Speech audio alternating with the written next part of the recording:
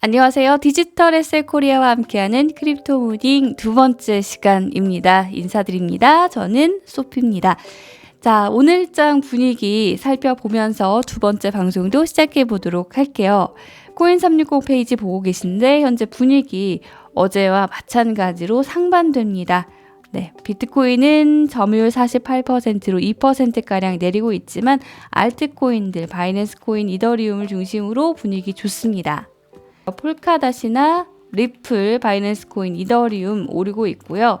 비트코인은 2%로 조정받고 있습니다만 7거래일 동안 봤을 때는 그래도 2%가량 상승하고 있습니다. 이번 주 분위기 그렇게 좋다고 볼 수는 없지만 그래도 4월 26일에 기록했던 47,000달러대에서는 벗어나서 5만 달러대로 안착을 한 모습이죠. 오늘 장에서 가장 많이 오르고 있는 거 비너스, 웨이브 각각 26%, 18%가량 오르고 있고요.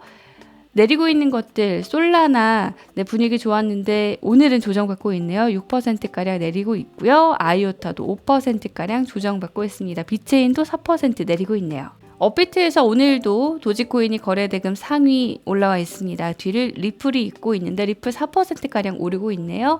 칠리즈도 상승 중입니다. 비트코인은 6,369만 원 선 기록하고 있습니다. 네, 간략하게 시황 살펴봤고요. 다음으로 오늘의 크립토 주요 뉴스 짚고 넘어갈게요.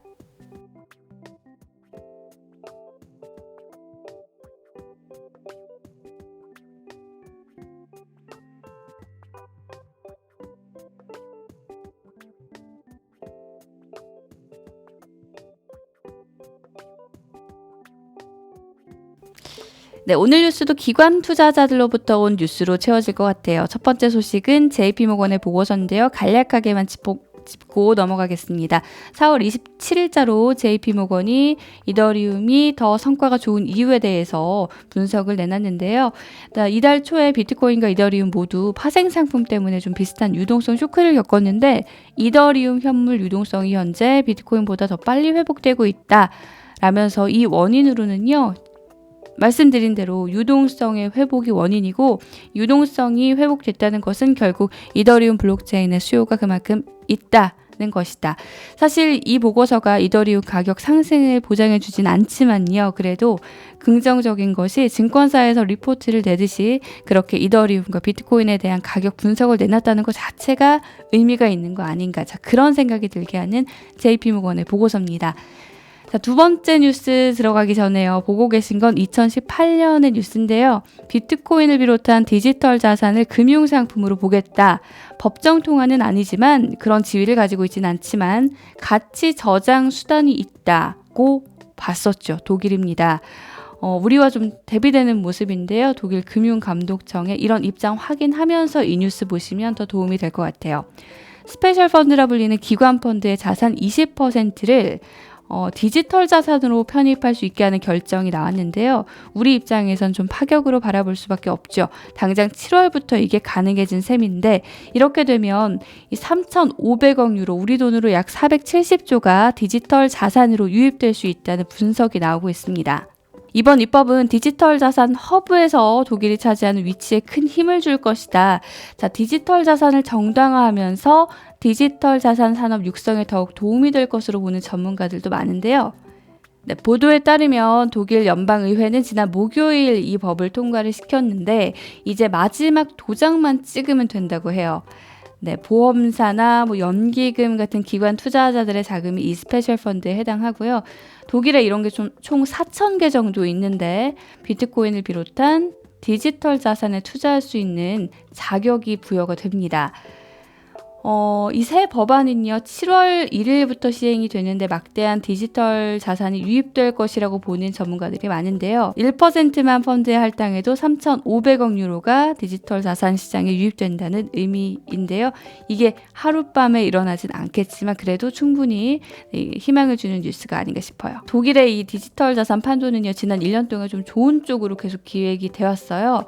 2020년 초에 이미 디지털 자산을 판매하고 보관할 수 있도록 은행들이 그렇게 할 수 있는 법을 도입을 했고 최근 독일 증권 거래소에서 비트코인 ETF가 상장이 돼서 출시가 됐는데 이것도 독일 금융기업인 ETC 그룹이 처음이죠.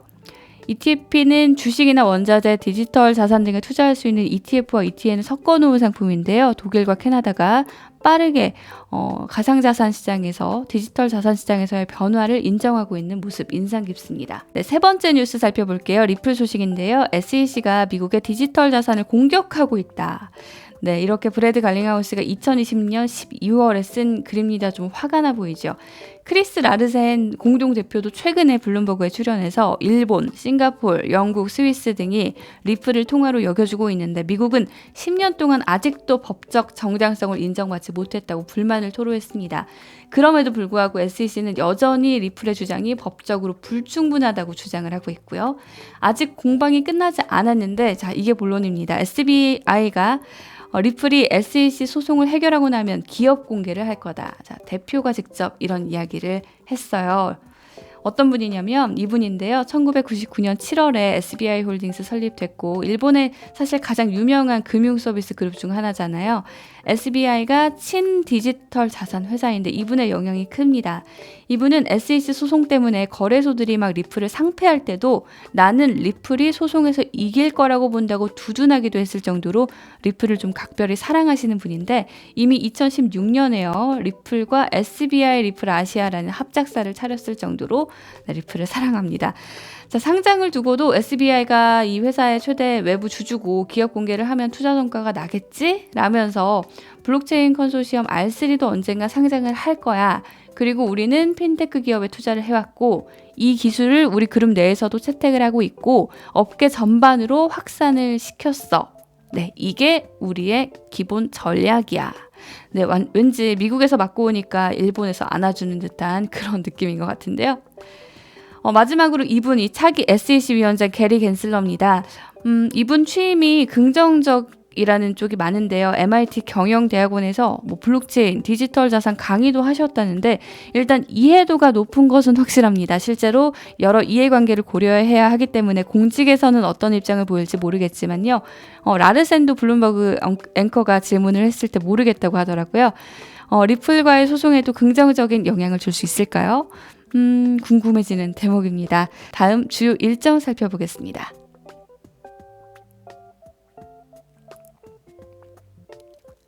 네, 이렇게 주요 일정까지 살펴보면서 오늘 방송은 마치겠습니다. 오늘도 도움 되셨다면요. 좋아요와 구독 부탁드리고요. 앞으로 더 나아지는 모습 보여드릴 테니까 많은 응원도 부탁드릴게요. 그럼 주말 잘 보내시고 저는 월요일에 다시 인사드릴게요. 고맙습니다.